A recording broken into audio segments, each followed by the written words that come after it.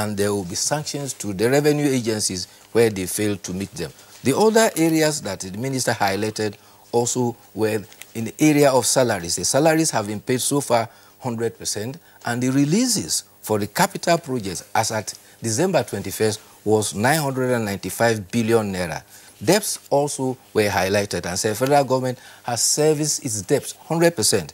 She highlighted those that were inherited in 2015. They include the Paris Club over reduction, which was about $5.4 million, joint venture calls about 6.8 billion, export expansion grant of about 1.9 trillion, and a refund to states that constructed road from the federal government, and they got a refund of 448 billion naira. Government has also adopted a prudent strategy which will ensure that the investment of borrowed funds are invested strictly for capital fund. There is respite, however, coming for those who are in business. Those in small and medium scale enterprises are likely to get a relief, provided that the Economic Management Team and the National Assembly approves it. Okay, thank you, Bayo. Now to the editorial for today, coming from the Daily Thursday newspaper. It says, Merry Christmas, Nigeria. Now, let me just read one or two paragraphs here. The significance of the day is accentuated by the global spread in its impact, as it is marked by billions of people in virtually every country of the world, Christians and non-Christians alike.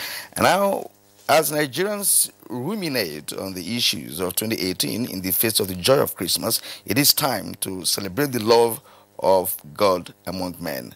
Merry Christmas, Nigeria. Bye. Yes, indeed. The editorial is highlighting the worldwide significance of Christmas and emphasizing that it is a moment for mutual love, that of goodwill, exchange of gifts. And because of Jesus Christ and his mission on earth for salvation for man, that occasion reminds everyone of the need to radiate peace.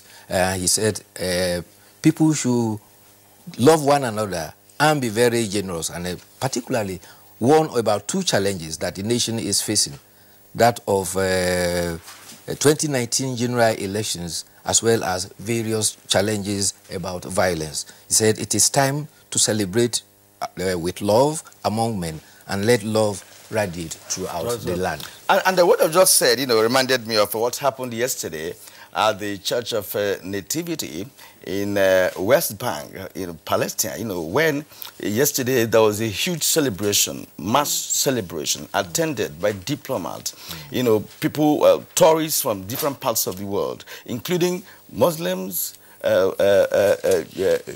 Judaizers, and all manner of religious worshippers attended. And of course, the Palestinian Scout has to stage a parade, around the Christmas tree in the very area believed to be venerated as the place of birth of Jesus Christ. So it's wonderful bringing everybody together, irrespective of your background or your belief in the spirit of Christmas. Yes, because the center of it all, for particularly the three faiths, Judaism, Christianity and Islam, everything centered around that middle belt location. Yes. And it is here that we make so much difficulties and challenges with it. There, people interact freely and they mix freely. They don't allow that religion. All right, Bayo, at this point, we'd like to thank you for being part of our show this morning, as usual, on a Christmas day like this. Merry Christmas. Thank you. We'll see you again tomorrow.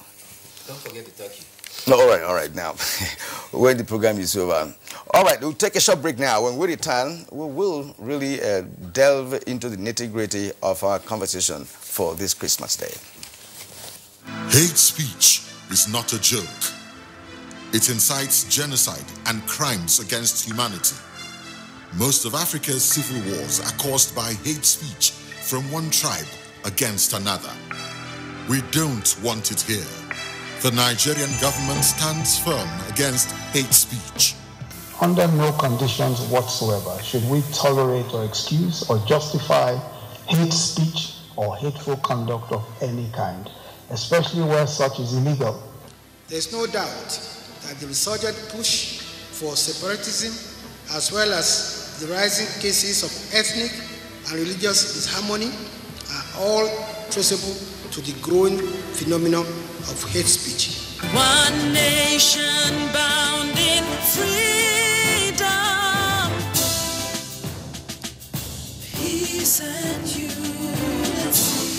Nigeria, one nation, one people. This is a public service announcement brought to you by NTA. In line with the vision of promoting probity, accountability and transparency in the management of public funds, the Office of the Accountant General of the Federation has unveiled Compendium on Fiscal Rectitude in Government Revenue and Expenditure.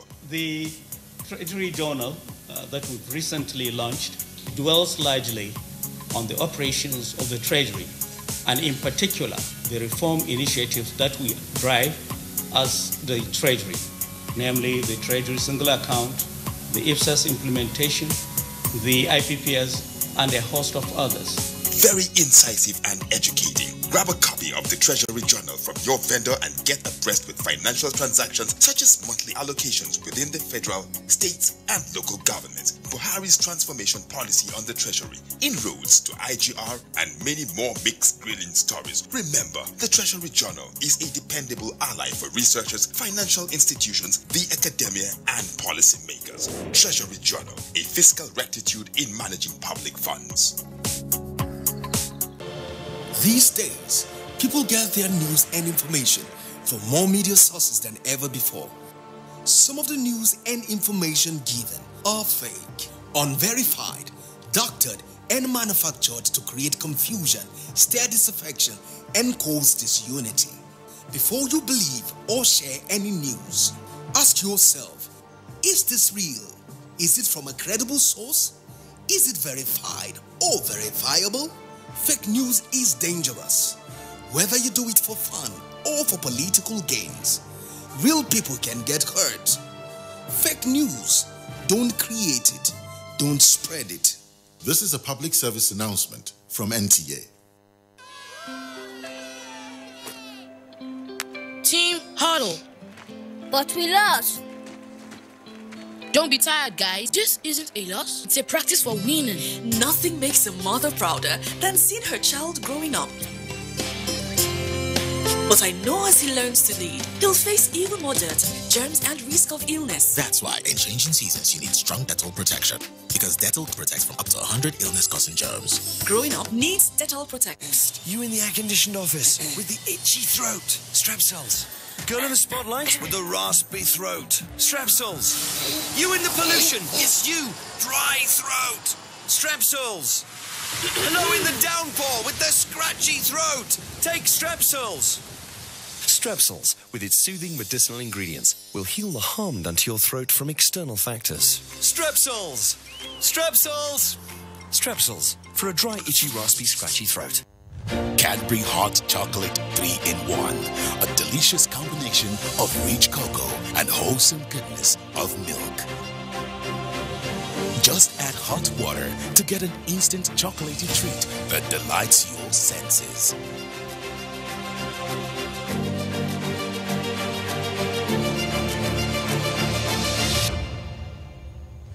Cadbury Hot Chocolate 3-in-1. Just add hot water.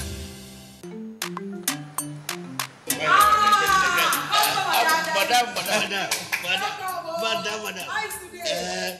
Brought us as usual. As usual. For the three put. You're welcome, sir. As usual, yeah. Welcome. You take that one. You don't understand? We want Nigerian homegrown rice. Finish. You don't have? You don't have? Join the rice revolution today. No other rice that tastes like Nigerian rice.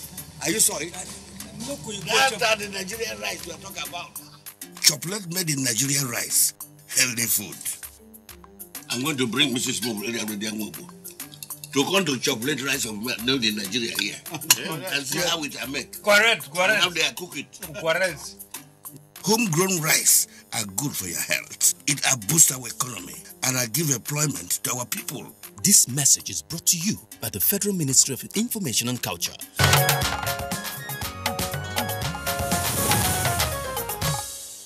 Thank you for staying with us. Now we know Christmas is a time to redirect ourselves to the purpose of peace, unity and love. Let's now join Aisha Uba Ali for the background report to start our conversation this morning.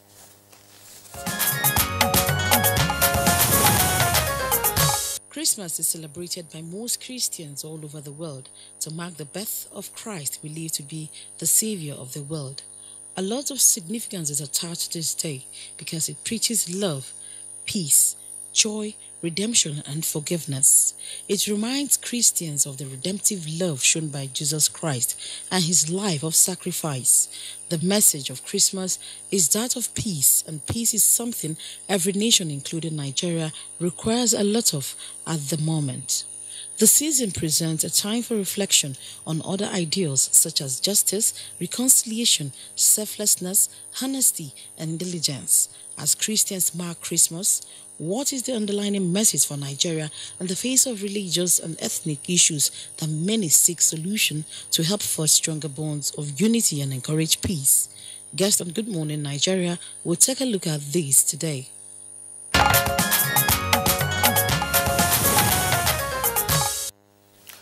And we're now being joined in the studio by Reverend Israel Akonji, a chairman, North Central Christian Association of Nigeria. Reverend, you're welcome to the program. Thank you very much. Merry Christmas. And also to join us in the conversation is Dr. Musa Olaofe. He is an Islamic scholar and the Deputy Dean, Faculty of Arts at the University of Abuja. Thank you also for joining us, and Merry Christmas, both of you. Thank you very much. And joining us from our Just Network Center is the Director General Plateau Peace Agency, Mr. Joseph Lengmang. Welcome to the program, sir, if you can hear me, and Merry Christmas. Merry Christmas, and thanks for having me. Network Center, we have been joined by Bishop Timothy Yahaya. He is the Anglican Bishop, Kaduna Diocese Church of Nigeria. Thank you so much for joining us, sir. And Merry Christmas. Merry Christmas to Nigeria and to the presenters. Very much indeed. Let's begin with you, Bishop Timothy Yahaya. You know, every year the world celebrates Christmas with a pomp and circumstance. But at this point in time, we have been driven to a point where we begin to ask of what the message is really all about. So, could lead us into that. What is the message of Christmas? The message of Christmas is a message that could be summarized in Isaiah chapter 6 verse 9. For unto us a child is born, and unto us a son is given. The government shall be upon his shoulder. He shall be called Wonderful Counselor, Mighty God, Everlasting Father, and he is the Prince of Peace. So at a time like this, it's a time to show love, express love, share love, and to bring peace to the whole of humanity. Before the coming of Christ, there was no peace. But Christ came to reconcile men to men and men back to God. And so he is the Prince of Peace. So the message of Christmas is the message of love, is the message of forgiveness, is the message of redemption, and is the message of peace. If you can, Bishop, still on you. Now, Christmas, I know, means different things to different people, and some have pinned it to being so materialistic. But for us to be like Christ and adopt Christ-like virtues, what would you say concerning the way Christmas is being celebrated today? What is your assessment? Well, my candid assessment on what Christmas have been turned to become, actually, the meaning of Christmas is gradually being eroded because materialism seems to be the order of the day. And this materialism have driven people to doing unethical things in the name of the celebration of Christmas. Christmas does not signify wearing new clothes. It is not the eating of rice. It is not the eating of chicken. We are not saying celebration is wrong, but what is actually the message of Christmas? When a man and his wife start fighting because of material things for Christmas Day, the message of Christmas is a humble message of the incarnated God in the form of a man. He came to the mess in a manger to carry the mess of the whole world and to make us a message of peace and reconciliation one to another. But today, people struggle People loan money. People do all sorts of things in the name of Christmas. Christmas simply is the time the Prince of Peace was born. And he was born in a manger to signify he came to carry the mess of the world and turn it to a message of peace.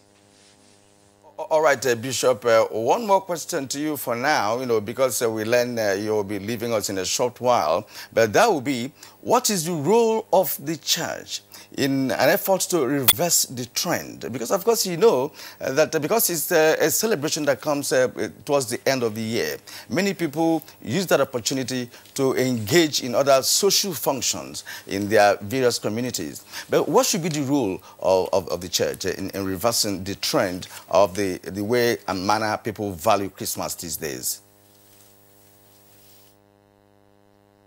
The period of Christmas, the role of the church is the teaching ministry.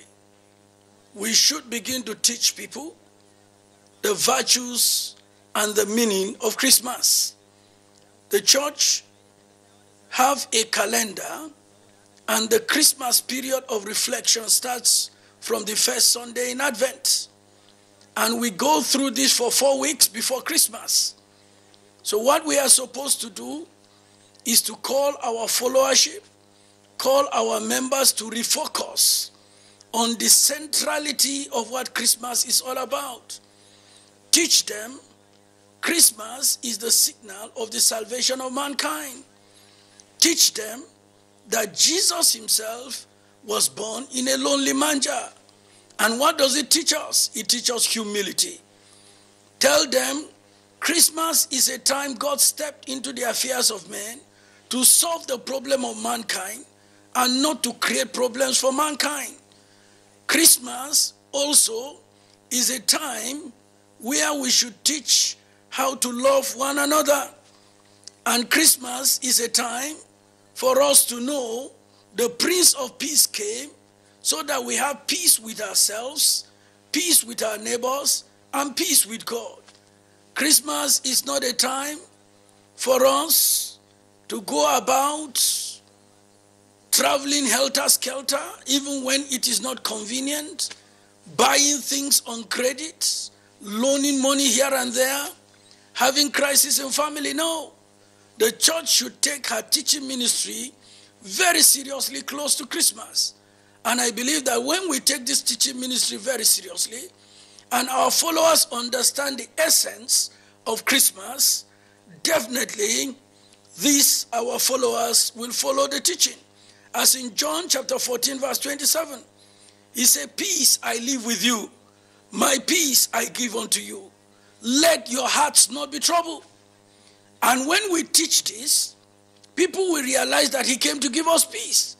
But if you check during the periods of Christmas, maybe the teaching ministry may not have been taken seriously. People have hypertension because Christmas is at the corner.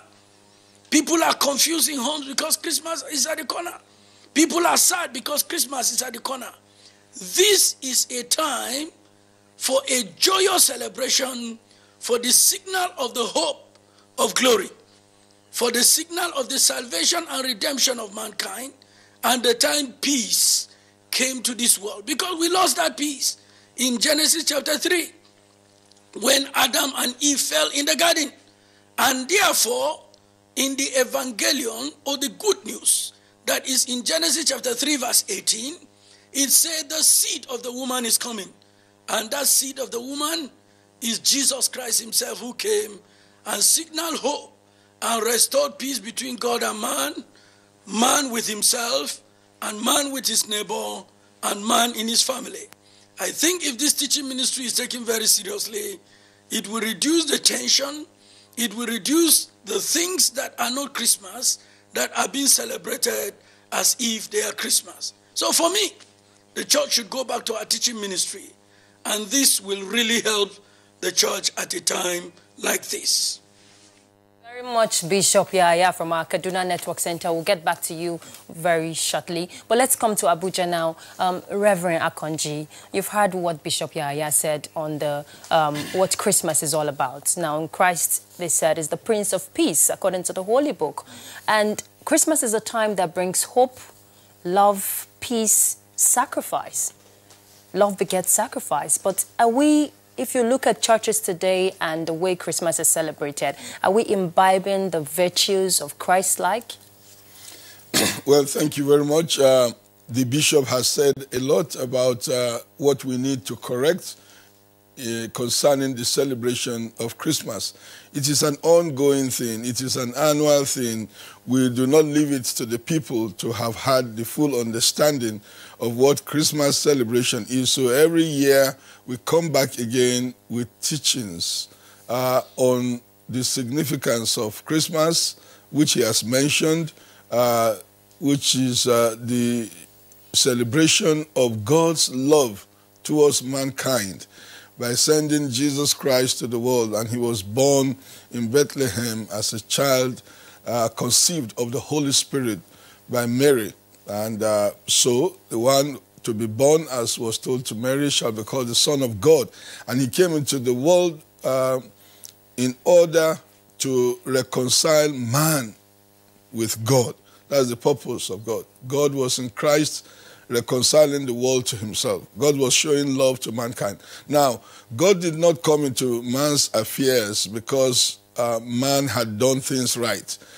In fact, it is the other way around. The Bible says, while we were yet sinners, Christ died for us. While we were powerless, in fact, we were ungodly, and we actually were God's enemies. Jesus came with a message of reconciliation. In other words, that we will have peace with God. And when we have peace with God, is to reflect in our peace with fellow human beings.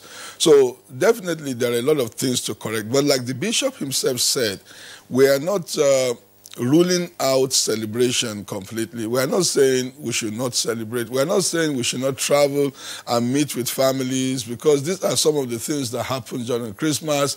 There is eating, there is drinking. Jesus in his lifetime was full of celebration with people who were hungry around him. He fed them, and they were in thousands. He made sure everybody had something. They ate so much that they always had remnants. So Jesus is not really opposed to assisting in eating and having feasting and celebration, but you can actually go into feasting and celebration to the point that you miss out the significance, the basic reason for the Christmas celebration, which is God sending Jesus Christ, his son, to reconcile mankind to himself. Now, the point is, you have to make it a time of sober reflection, to look at your life, to know whether you are reconciled to God. And this is a time to ask for forgiveness and change our ways and return to God in rededication of our lives.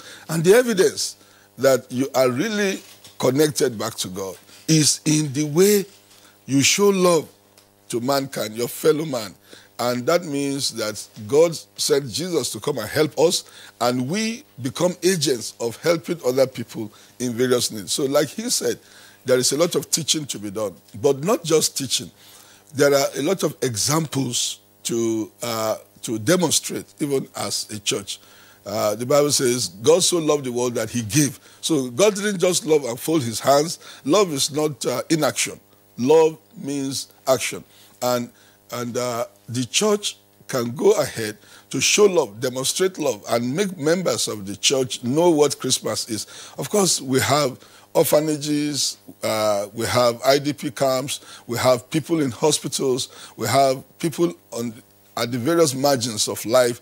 They need our help. And this is not supposed to be only during Christmas. It is supposed to be all the time. But because Christmas itself is the celebration of God's gift to mankind, then the onus is on us who have received this gift to ensure that we also share the gift with other people. And so there are so many people that are in need of help, and we are supposed to go out and help them and minister to them, expend of ourselves. Don't forget that Christmas, the coming of Christ, is also a sacrifice that was made. Jesus came to sacrifice himself. This reconciliation came by his own death. John 1:29 says, the Lamb of God that takes away the sin of the world. In fact, Jesus came to take away the garbage of the world. He's like the garbage collector. Nobody wants to collect garbage. But that's what he came to do, to sweep all our uncleanness and make us acceptable to God. And if we are truly in that encounter, it has to reflect in the way we show love to other people. And God is a God of peace, sending Jesus Christ and reconciling us to God by bringing us back is also that we might have peace with God. And if we truly have peace with God, those who have encountered God in peace, they are supposed to live in peace with one another. In fact, the Bible says, as far as it depends on you, live in peace with all people, men, women, known and unknown, of the same religion or other religions. You are to live in peace. In fact, there is no Christianity without a life of love and a life of peace. What kind of Christian are you if you do not live in love and you do not live in peace? Jesus said, by this shall all men know that you are my disciples, if you have love one for another. And the love that Jesus is saying is love for one another as his followers, and love for others, because God loved the whole world by sending Jesus. Yeah. Thank you. Very interesting indeed. A takeaway from what you have enunciated is actually that too much of the celebration and festivities can bring about a negation of the real meaning of Christmas. That's the point. And now let's come to Dr. Musa Olaf, who is, of course, an Islamic scholar and the Imam of Ansarudin Mosque, we say too. Now let's get your own perspective of Christmas message, because as an Imam, you also minister to flocks or devotees. What's your understanding of this message? We give thanks to Almighty God that created all of us. Let me just take you back to the day Jesus Christ was born in the Holy Quran. You know that from there peace began. You know, when the day he was born, they were now asking the mother, where did you get this child that doesn't have a father? He said, ask him. He has an answer to that. In the Holy Quran, he now answered that I am a servant of God, and I was given a scripture, and God has made me a prophet. And God has commanded me to respect my parents, my mother, in as much I'm still alive. So from there you realize that the birth of Jesus Christ is very, very miraculous, in such a way that everybody must believe that God is so powerful. If you want something to be, it will be. And nobody can change his mind on whatever he wants to be. And you know that both Muslims and Christians, I say we are deceiving ourselves. We should work together to make peace. We should promote peace all the time. Why is it that when it comes to the issue of religion, we digress? When it comes to the issue of business, we come together. So you see, we have to come together as one family. You see, celebration of the birth of Jesus Christ is a celebration of everybody. Because if you go back to the Holy Quran, God mentioned Jesus Christ in so many verses in the Holy Quran. So that as a Muslim, you must believe in Jesus Christ. You must believe in Prophet Isa, alayhi salatu wassalam, because the messenger of Allah that God sent to the whole mankind. Then from there, you realize that all of us, whatever we are doing, one, there is peace. Peace in your home, peace in your family, peace in the nation, peace everywhere, that we can be able to live together as one family and see things going on smoothly. When the pastor from Kaduna was talking, he mentioned something, peace, I live with you. Look at that statement, it's in the Bible. Peace, I live with you. If you go back to the Holy Quran, God said it again, that the most blessed servant of Allah are those that walk on earth in excellence. If any ignorance approaches them with bad words, just say, I am for peace. So with that one, you realize that every religion, both Muslims, Islam and Christianity, promote nothing but peace. Because peace itself is an investment. If you invest on peace, you will see a lot of good things you are expecting Because with peace, your houses is safe. With peace, your cars are safe. With peace, your properties are safe. With peace, even your life is safe. Because by the time you do all this, you realize that celebrating a man of peace, there is nothing bad in it. Celebrating a man that promotes peace, there is nothing bad in it. Because if you go back to the whole Bible, you will see that Jesus does not say, go and kill your friend. Go and slaughter your friend. Even in the Holy Quran, God does not say, go and kill yourself. And what does he say? He said that you people should fear afflictions and trial. Because it's not those people that started it alone will suffer it, even the innocent ones. So from there, you realize that celebration, remembering those that are very intelligent, those that God sent to bring people from darkness into light, there is nothing bad in celebrating them. Because it gives rooms for another people to learn from them, for the good legacies they left behind. Thank you very much, Dr. Ola Ofe. We'll definitely come back to you, but let's get to our Jos Network Center, where Mr. Lengmang is already standing by. Mr. Lengmang, now, the essence of treaties signed by nations around the world is to ensure that peace reigns supreme.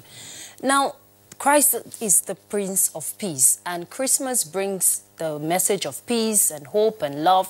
What would you say concerning us as a nation? How have we fared in terms of brotherly love, in terms of ensuring that peace reigns supreme in our nation? Once again, Merry Christmas to you in the studios and also to Nigerians and all those people watching around the world. It's a very, very important question, and I also would like to thank the bishops for actually shedding light, and the cleric, of course, on the meaning of Christmas from the Christian or even the Muslim faith. Now, it's very, very important for us to understand one thing, that peace, essentially, which is a central message of Christmas, is a very, very fundamental element of human existence anywhere in the world. We often hear, even on radio or on TV, or read commentaries talking about without, peace, no meaningful development can take place. That is a simple truism, as it were. We know quite okay that around the world, efforts have been made, policies have been put in place, treaties have been signed, like you've said, about peace. Because without peace, then the whole likelihood of humanity being, consumed in an irreconcilable struggle would be high. And that is the importance of this Christmas as we celebrate it on a yearly basis. I am not a theologian, and neither am I a cleric, so I'm not going to go into that, perspective or shed light on that perspective, because I think I'm somewhat incompetent, even though I'm still a practicing Christian. But on the other hand, looking at it from a purely secular point of view, there is an intersection between, of course, security, peace, security, and national development. And these, if you begin to unpack this concept, you find so many things. But the significance, as it is, as it were, for us as a people, as a nation, celebrating Christmas, is that it serves as a rallying point, a fulcrum that fosters unity, mutual understanding, and cooperation, which are fundamental elements that determine national growth and development. If people do not understand the essence of unity, if people do not understand the essence of peace, then, like I've said earlier on, the whole idea of even nationhood would be elusive. And you ask yourself, why is it that in the past we've had a lot of challenges, and even in the present, we've had a lot of challenges regarding issues of peace, security, and even unity in this country? The issues are not far-fetched, of course. Our history as a nation is replete with a lot of controversy, with a lot of complications, of course, owing so much to the legacies of colonial administration, owing so much to the legacies of, bad governance and successive administrations that have refused to address the fundamental issues, affecting Nigeria or Nigerians. Of course, the question of unity, the question of peace, and what all these elements connote as far as national development is concerned. Now, if at all there is a lesson that we should draw from our experiences, and of course looking at where we are at the moment, is that the Christmas celebrations also afford or accords us the opportunity to reflect on where we are as a nation and as a people, and to understand why it is very, very relevant for us to have a rallying point and to understand why development can only be attained if we have a very peaceful, a prosperous, and a stable environment. So Christmas, I think it's a very, very important festivity period, just like other celebrations that we also, have from the Muslim faith or from the other faiths. It helps us to reflect. And I think this is the central message that we should be talking about. How do we, reflect on where we were and where we are, and how does that help us to determine where we want to be as a people, united in purpose, as a people who at least or perhaps might have been touched by adversity in the past, who have been touched by the incessant outbreaks of violent conflict. How do we repair the broken social fabric of our society? How do we use this kind of festive periods to reconcile, to forgive, to reach out to one another? Because even political capital itself is fundamentally predicated on social capital. And social capital, if you deconstruct that concept, it speaks to unity of purpose regardless of ethnic or religious affiliations. And I think these are some of the issues that we must begin to interrogate as a nation if we want to move forward, learning from the lessons of yesterday, celebrating, of course, the gains and the successes of today, and, of course, working together to forge a kind of a new social compact regardless of our religious differences. I think there is so much for us to gain as a people in this country, much more than we stand to lose if we refuse to be united as a people. And I think this is the urgency of the matter, and this is the most important or significant issue we should be focusing on even as we celebrate Christmas. How do we bring the message of peace and also the message of unity as a panacea for national development, for harmonious coexistence of our people in Nigeria? All right, thank you very much indeed. Let's return to Kaduna, where we have Bishop Timothy Yaya. And gentlemen, let's take this conversation further to examine how our religious loyalty has impacted on peaceful coexistence in this country. As a matter of fact, the country prays for peace and unity, and this is also a major prayer in our national pledge. But how has it appeared as though peace is actually eluding this country over time? I'd like a bishop to come in here. Thank you for having me again. On the issue of religious loyalty as it relates to the state, this takes us back to clear teachings. The teachings of Jesus Christ is all authority is constituted by God and therefore must be respected and obeyed. Now, if you are going to be a sincere Christian, you try your best to make sure you respect every law that is made. But in our nation today, it's a fact that it's not only religious loyalty, is the issue of impunity. I came into the compound where I am now having this interview this morning, and I went and parked where everybody is supposed to park. And then I was asked, why did you take your car very far? And then I told the security man, I said, look, by law, this is where I should park. I should not be seen to be disobeying the law. I am not above the law. So you find out that even when Jesus came, he said, give unto Caesar what is Caesar, and give unto God what is God. But what do we see being taught to followers today is a very serious issue. Serious in the sense that, do we actually have respect for our nation? And do the nation really understand the role of religion in building a nation, in creating nationalism and patriotism, and in bringing peace? Except we are able to look at this and marry them together. Yes, we are a secular state, but we are a secular state and we have people in our nation who are not secular. They belong to one religious affiliation or the other. So there is the need for us to teach properly. Again, in our schools, what do we teach? How patriotic are we as teachers in school? Because we all belong to one religion or the other as the teachers. Are we really teaching these children that are growing how to be loyal to their nation? At a time like this, Jesus and his life, because we commemorate his birth today, had never disobeyed authority. If you go to the story of Easter, he submitted himself to the authority to the point of crucifixion. And the Bible says a shameful death, even death on the cross. So every practicing Christian, every true Christian should know that all authority is constituted by God. And we are supposed to be loyal and to obey constituted authority.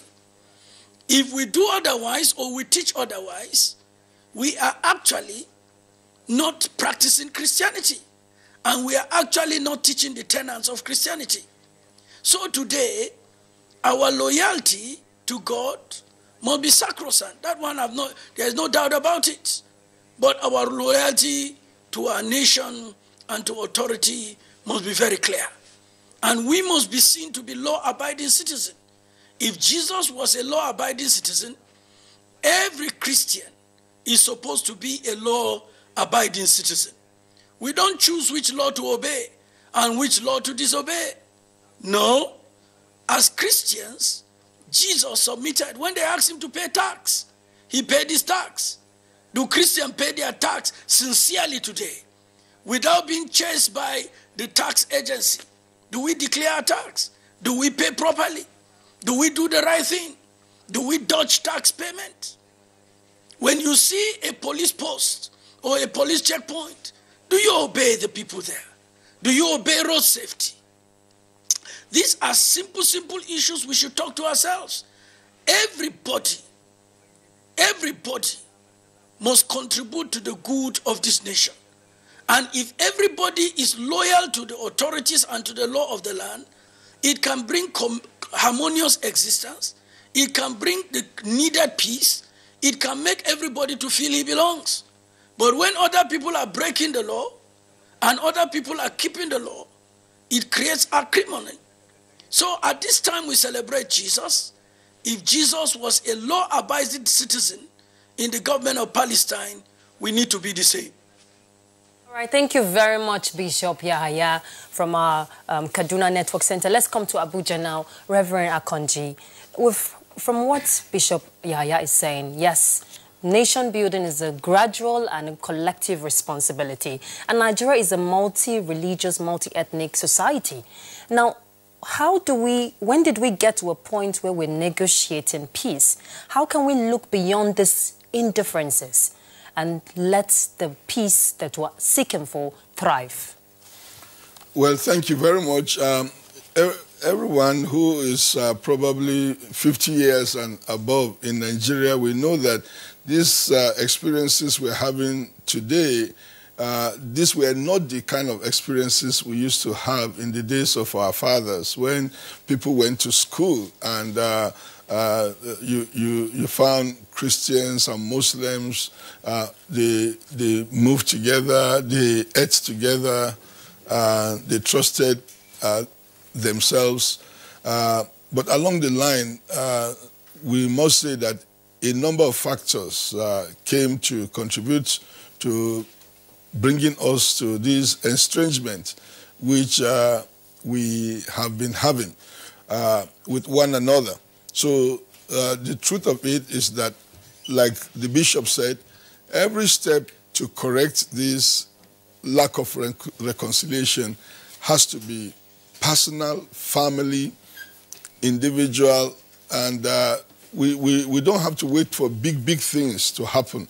But in little ways, as you live with your neighbor in your community, as you work together in the office, as you meet at the gym, on the football field, tennis court, you know, sharing with one another, you will discover that even Christians and Muslims, there are a lot of commonalities. We have a lot of common grounds. We respect one another. We do a lot of things which all of us believe.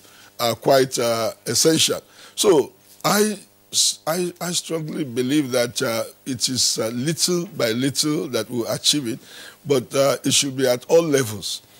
Don't forget that there are a lot of times when the political environment also influences some of these things that we look at as lack of peace. Of course, the way politics is structured is that there are oppositions, and everybody is canvassing for people on his or her side.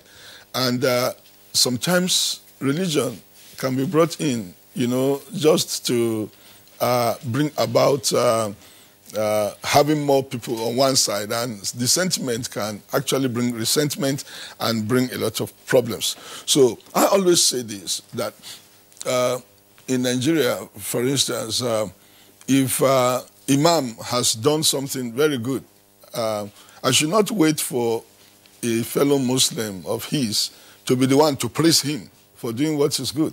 I, a Christian, should be happy that Imam has done something good, or a Muslim has done something good to help the society. Look at the great contributions of somebody like Dangote, you know, to Nigeria.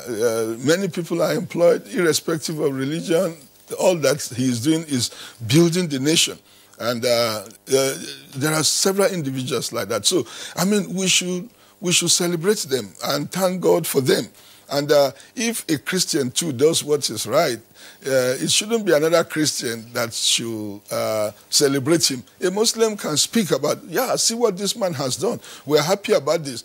But if somebody who is a Muslim does something right, and I just refuse to speak about it, simply because he's a Muslim, if I speak about it, it means I'm promoting his religion. Or if this man who is a Christian does something right, I will not speak about it. I will just be quiet. Because if I speak about the Christian man, it will be that as a Muslim, I'm promoting the Christian religion. That is not really right.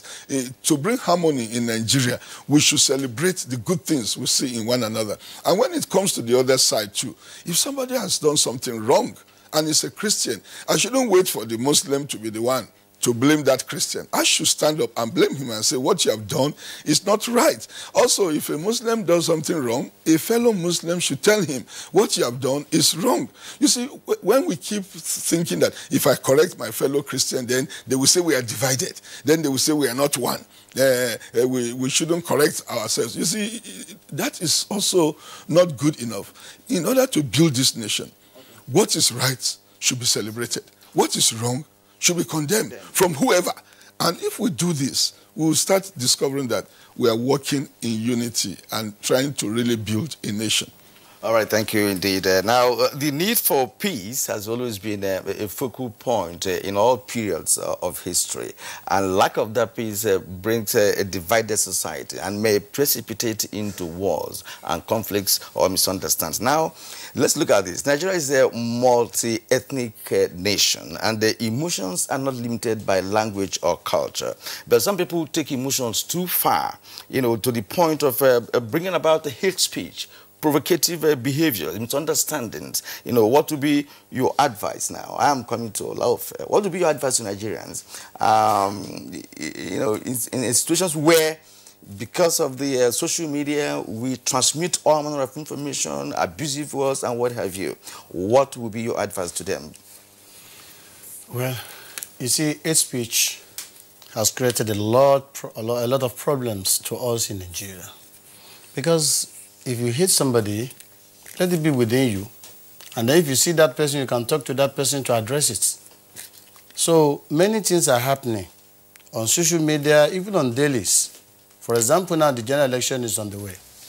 If you see the ways and manners, people are abusing themselves. Despite the fact that we are discussing about avoid hate speeches is not even the best. They are just creating problems every day.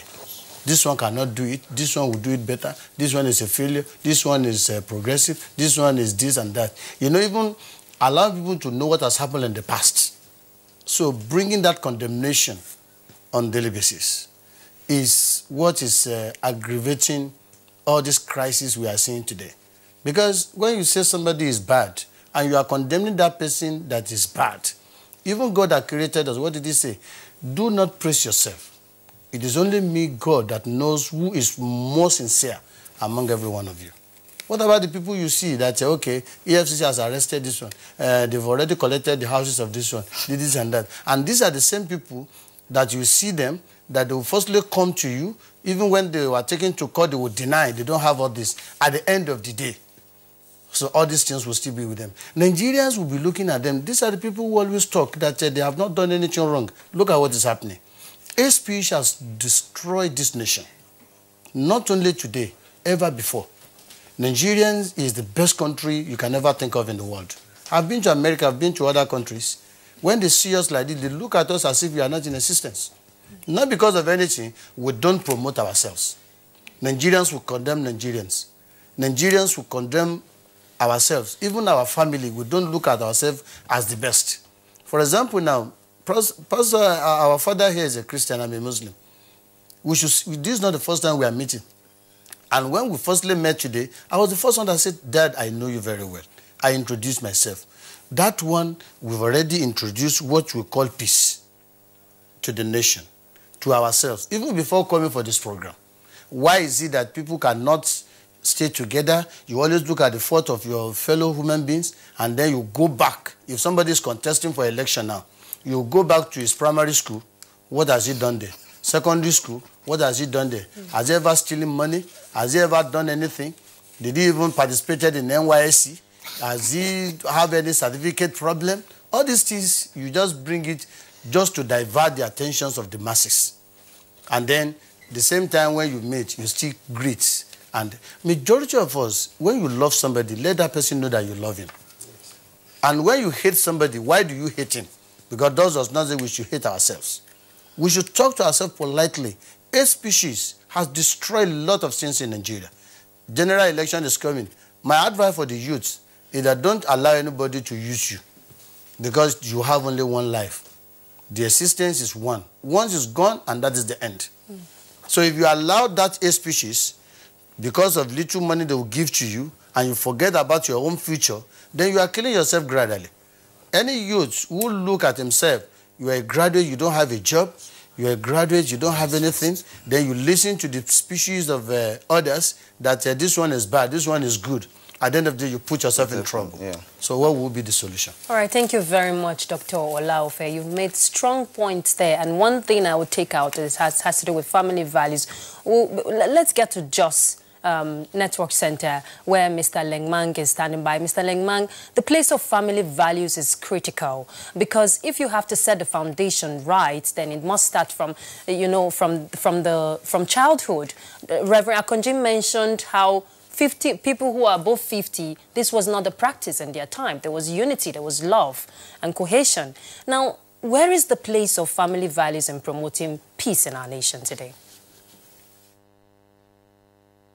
Well, let me say this very quickly. I've argued on several occasions that, the problems we have in this country is a reflection of the breakdown of family values. Oftentimes we think that social problems can easily be, resolved or transformed by policy changes, by institutional changes. And we tend to get it wrong without actually addressing issues of what constitute or define our value system as a nation. It is the family that makes up the society. It is the family that makes up a nation. If something gets wrong or is disarticulated at that level, it reflects on the system, because the system, like we always argue, will say, is made up of coordinated units, and there is no how one unit can survive in isolation of the other. And that's the kind of analogy you can draw between the family and, of course, our country today. When you say corruption, when you say inefficiency, when you say inertia, and all the other vices that we abhor as a nation, somehow you trace it back to the family. At what point did we lose it? I mean, it's a subject of debate and it's an open question, of course, but from what we are seeing happening in our country, the spate of violent conflict, the growing insecurity in some parts of the country, the deep-seated level of corruption that has become even the hallmark of governance in some respects, and of course the lack of cohesion, national cohesion in this country, has a lot to do with that value system that we've lost. what is our value system as a nation? The whole concept or notion of you becoming wealthy overnight, and then your family comes to celebrate you regardless of, knowing where the source of that wealth is. It's a problem. Even in the churches, you see a situation where, a family member, perhaps an individual, gets wealth all of a sudden, bringing in so much money into the church, and he is celebrated or she is celebrated. At the end of the day, also begins from the point of the family. And I think it's very important that we pay attention to this. There is a need for us to redefine what our value system is as far as the family is concerned. What constitutes our norms? What defines our values? How do we respect one another? How are we taught to respect one another? How are we taught the virtue of honesty being a very important ingredient of what defines greatness? Greatness has nothing to do with material possession. Greatness has nothing to do with political power. But I think there are certain virtues that oozes from the heart, that oozes from the individual, which begins at the level of the family. Honesty, sincerity, sacrifice, commitment, patriotism. And I think it's very fundamental that we talk about this, because if we do not understand this, even the whole notion of, our war against hate and dangerous speeches would be defeated. It starts from there. There is a need for us to redefine our family values and get it right from that level before it, permeates down to the societal level. Because if it doesn't, then at the end of the day, we'll continue to have problems. I'm coming back again to my first point. There is no amount or degree of institutional changes or policy changes you will make in this country that will make any sense, so long as people are working with a very perfidious, if not a very perverted value system. We need to change that through education, through moral reorientation, and of course, religious institutions have also a very important role to play, not just the family at that level. But we, as a nation, have to understand the impact of the breakdown of family values on our political system, on our economic system, and even our governance structures is very fundamental. Just like we've talked about religion being the bane of development and even bane of politics in this country, we also need to address this. And I'm very happy to say that NTA and of course National Orientation Agency, as a matter of policy, have been carrying out a lot of campaigns that will help us to reflect and, if possible, reinvent the wheels in that respect. So it is as important as that. We cannot restructure, we cannot redefine the direction of this country without first and foremost repairing, that broken value system that begins at the level of the family. Well spoken. Actually, the point of departure from good family values to what obtains today may be difficult to track, because we've had decades of bad value orientation in the country, and it's affecting all aspects of our life. But that's a topic for conversation for another day. Right now, we'll take a short break, but when we return, we will continue with the conversation. Of course, conclude this edition of Good Morning Nigeria. Candidates. A presidential town hall co-production between Daria Media and NTA, supported by the MacArthur Foundation. 4 presidential town halls, 4 political parties and their presidential and vice presidential candidates. 4 Wednesdays in January 2019, 9th, 16th, 23rd and 30th January, from 7 to 9 p.m. Town hall venue, Sheraton Hotel, Abuja. Moderator, Kadria Ahmed.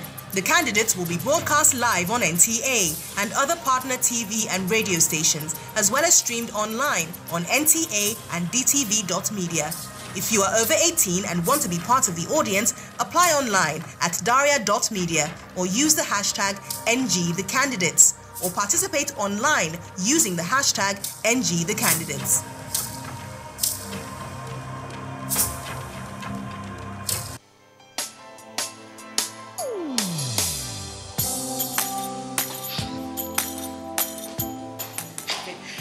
Chief. Good morning, sir. You are here already? No. Now my spirit day, my body day for house. What kind of question is that? Were you not the one that fixed this meeting for 8 a.m.? You are now coming by 10 a.m. and start asking me job questions. But Chief, now, I'm sorry. Don't you also go late for meetings sometimes? You know now, African time. No more African time. And no more pancaking of face during office hours. At the end of the day, we will lose valuable time. We will not make progress. If we want to move this nation forward, We must treat business as business and respect time. Change begins with me. Thank you, sir. I'm sorry. Can we go for the meeting now, Chief? Later. This message is brought to you by the National Orientation Agency in conjunction with the Federal Ministry of Information and Nigerians. Suicide bombers are not spirits. They are not ghosts. They are human beings like you and me. They live amongst us. They are your neighbors. They are your friends today, but terrorists tomorrow. So you must know your neighbor now. Security begins with you and me. Know your neighbor. Be vigilant. Be security conscious. Report suspicious persons, objects, and movements to the police and other security agencies. The security of our nation is a duty for you and me. If you see something, say something. Nigeria, unite against terrorism. This message is brought to you by the Federal Ministry of Information and Culture.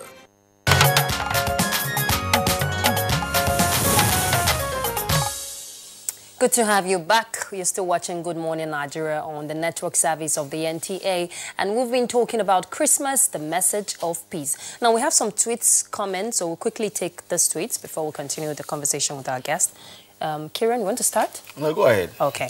Mike Anyako is saying, God is a perfect God and does not make mistakes. The birth of our Lord Jesus Christ was a perfect gift from God to mankind. We must live a Christ-like life. Christmas season is a period of sober reflections. We must embrace peace, unity, and love. We must respect government orders. All right, from Lawane Abokagwe, Nigerians should love one another irrespective of religious affiliations. And from Mutana Farouk, the message of peace should not be only verbalized but also be the vanguard in our characters. It is crystal clear that the absence of sincere love in our hearts can inescapably erode the sustainable peace in our atmospheric domain. The love for materialism must be de-emphasized. Now, from Delejak Solomon, as we urge Nigerians to reflect on the message of hope, compassion, salvation, reconciliation, forgiveness, and peace that Jesus Christ embodies and conveys, let's not forget to pray for peace in Nigeria and our brave armed forces and other security operatives who are already making contributions to our security.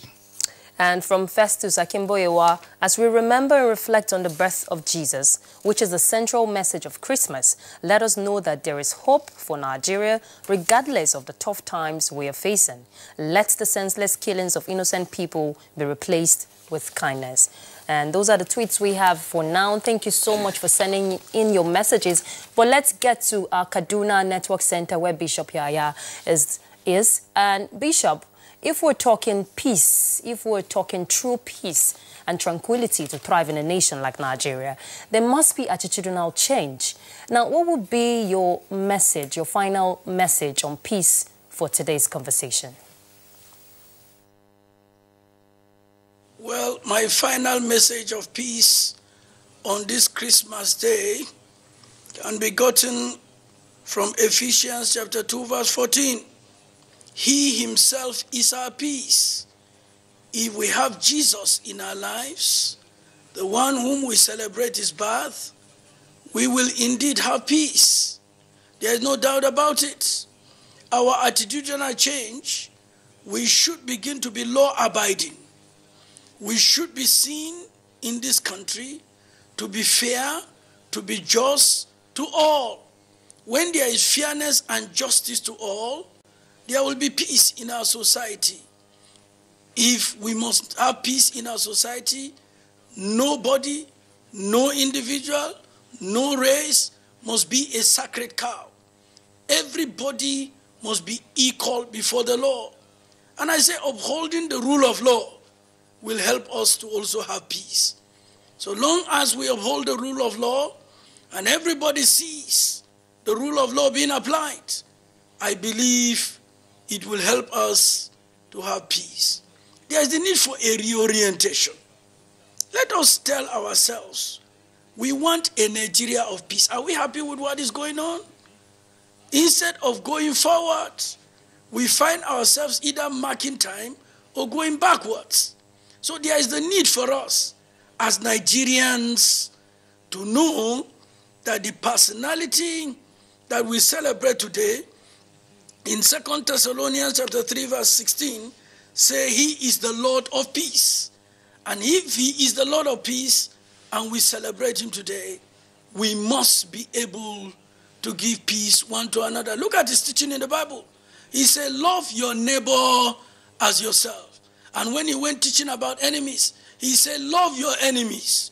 Do good to those that hate you. Pray for those who despisefully use you. Jesus, throughout his lifetime, was never a man of violence. And everyone that celebrates Christmas and everyone that have respect for Jesus must imbibe the values of Jesus Christ. He brought a horizontal and a vertical peace.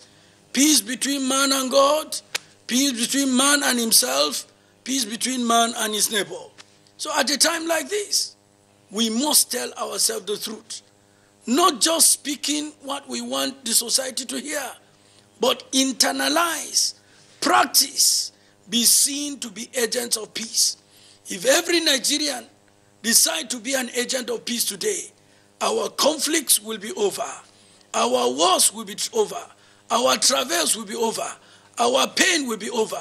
If everybody is his neighbor's keeper, we will have a great Nigeria, and Nigeria will be better for it.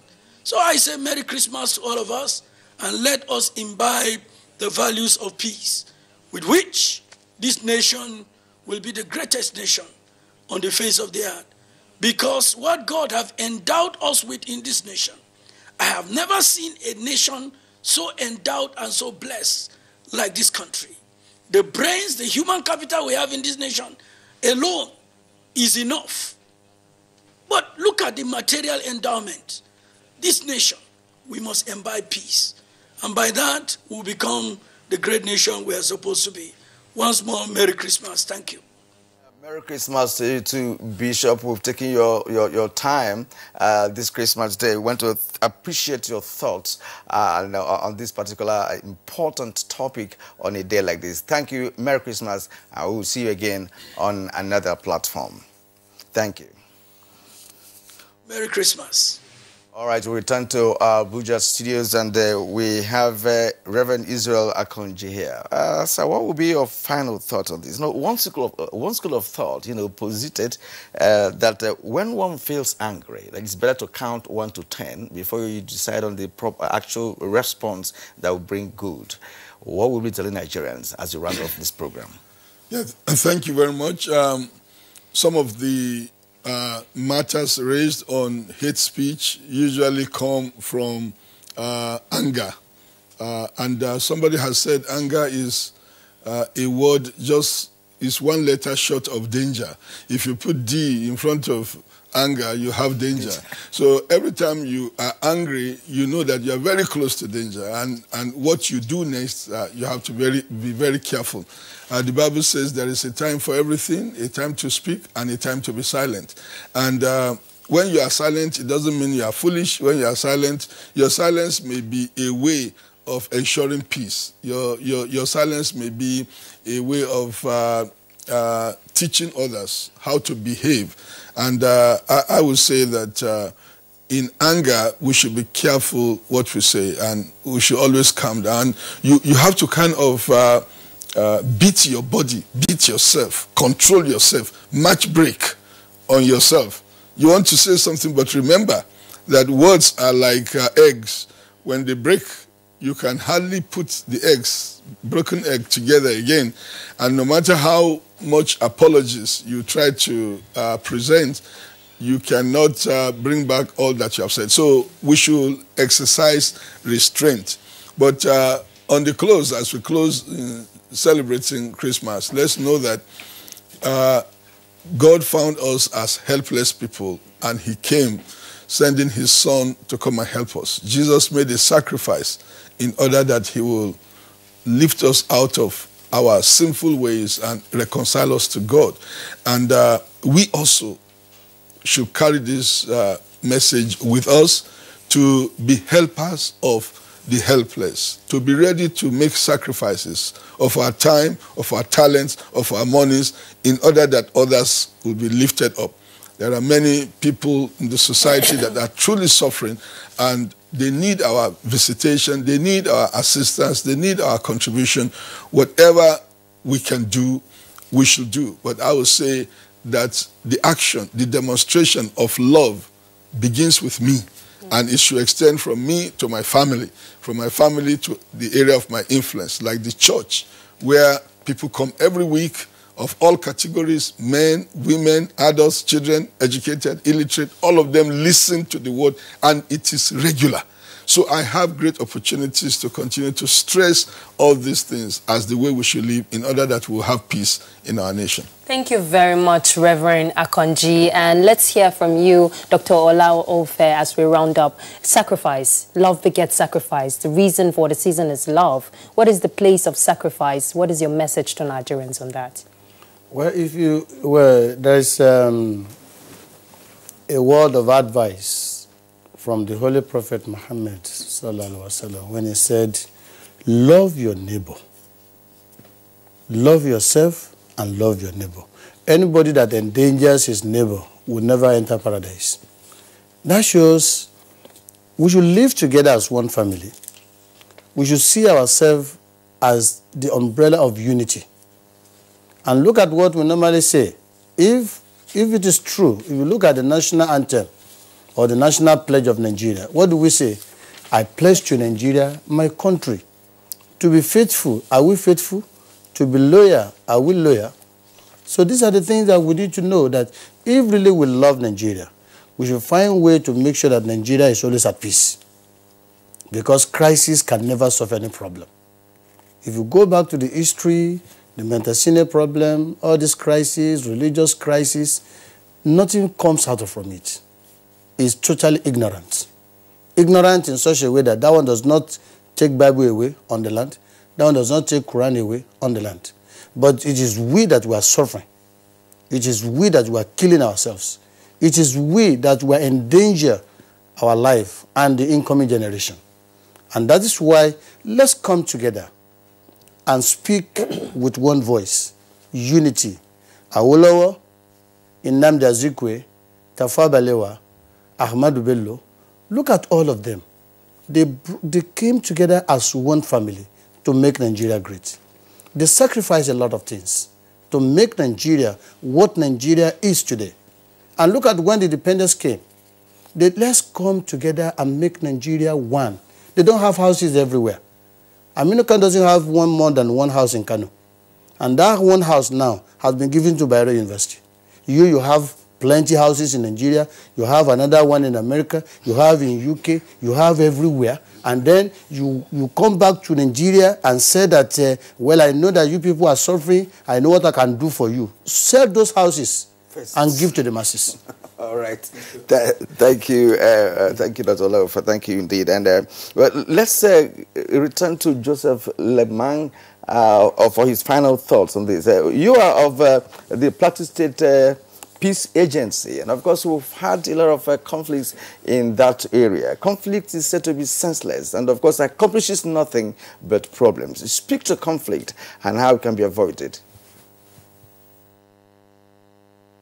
Very much. I mean, we've had our own experience of violent conflict in the plateau that spanned over a decade, but the good news, however, is that we have evolved through all these experiences. We've learned, of course, from these experiences, and I think there is a resolve generally by our people here on the plateau to live in peace, having learned the bitter experiences of internecine violence that had spanned over a decade.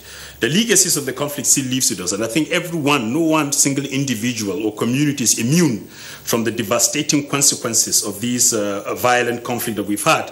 Of course, we are still struggling to come out of it, but the good news, however, is that the government of the day had taken very important steps to ensure that solutions to these conflicts are actually facilitated or even gotten from the communities themselves. His Excellency, the Executive Governor of Plateau State, set up the Peace Building Agency essentially in order to carry out this mandate of reconciling communities, working closely with a wide range of stakeholders to resolve all conflicts and to prevent new ones from from happening and to also, promote a very peaceful and a stable society. The approach has paid off. Of course, you've heard about the resurgence of violence about 6-7 months ago, but I'm happy to announce to you and to the whole world that relative peace has returned. That is not to say that the risk and the potential of violence has completely been removed. No, what we have is an opportunity to engage with the issues of conflict with the view to resolving them, working together, fostering mutual understanding and cooperation of all stakeholders, of all conflict parties, because we don't have any other home apart from this. And so, as much as we think of Plateau, we're also thinking about Nigeria. This strategy works, that working with ordinary people to doing extraordinary things for peace at the grassroots level. So as opposed to, this top-bottom approach, what we have here on the Plateau is bottom-up approach. And I think that is one model that would actually might be very attractive even to the federal government. People have to be in the center of finding solutions to some of these problems that have remained insoluble in our society or in our country. And reasons being that, we are facing a situation where, government alone is unable to deliver the promise of peace and security. It requires the participation, the involvement, the contributions, and the sacrifice of everyone. And why it is so? Because peace is golden, and there is absolutely no alternative to peace. We don't have any other country apart from this. And if you allow things to go out of hand, we keep going in the vicious cycle. And I don't think anybody would win from this kind of an arrangement. This is not the kind of legacy we would want to bequeath to our children or the generation yet unborn. We have a lot at stake, and the urgency of the moment is very, very, very strong. It requires partnership, what I call multi-stakeholder partnership, to be able to build sustainable peace. And the issues of injustice, issues of inequality, issues of poverty, and all whatnot, government has to pay a lot of attention to it, because there in all of this lies, issues of violent conflict in our society and in our nation at large. But again, like we always say, we can decide to sit down together and talk as people regardless of our differences, or we perish as fools. And I do not think that Nigerians are fools in this respect. Merry Christmas to all of us. Merry Christmas, Mr. Joseph Lengmang. Thank you so much for your contributions. And he is the Director General Plateau Peace Agency. Thank you very much. And we want to thank the rest of our guests here. Yes, we all have a strong responsibility, once that transcends duties, beyond our duties and responsibilities, but to stay united as a people. Thank you very much, Dr. Musa Olaofe. He's an Islamic scholar and a Deputy Dean Faculty of Arts from the University of Abuja. Thank you very much. And of course, Imam Saruddin Mosque visit to Abuja. Yes, indeed. Thank you, Kieran. And Reverend Israel Akanji, Chairman, North Central Christian Association of Nigeria. Thank you so much. Wish you all a Merry Christmas. Merry Christmas to you all. Thank you. All right. Nigerian midfielder Onaze is set to be on sidelines for the rest of the season after sustaining injury, and Rangers FC coach confident in team's prowess after first win at the CAF Confederation Cup. Sports is up next.